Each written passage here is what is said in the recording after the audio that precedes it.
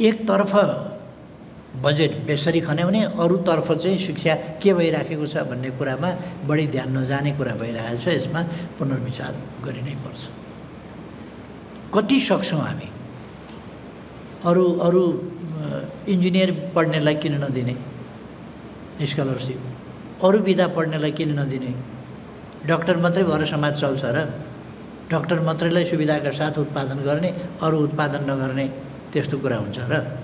त्यसकारण अरू सबै शिक्षाले पनि कति कति प्राप्त गर्न सक्छ। त्यस कुरालाई हेरेर आम जनताको एक्सेसभित्र छोराछोरी सबैले पढाउन सकुन्, त्यहाँ सुविधा पुर्याउन सकियोस् भन्ने कुराको एक्सेसभित्र पुर्याउनुपर्छ एजुकेसनलाई। एउटा एजुकेसनलाई मोडर्न टेक्नोलोजी युक्त र जीवन उपयोगी बेरोजगार जन्माउने जुन विगतको ट्रेडिसन हो, त्यो विगतको कुरालाई हामीले सच्याएर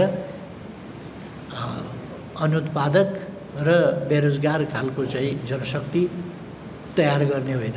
जनशक्ति हामी तयार गर्ने होइन, निकम्मा बनाउँछौँ।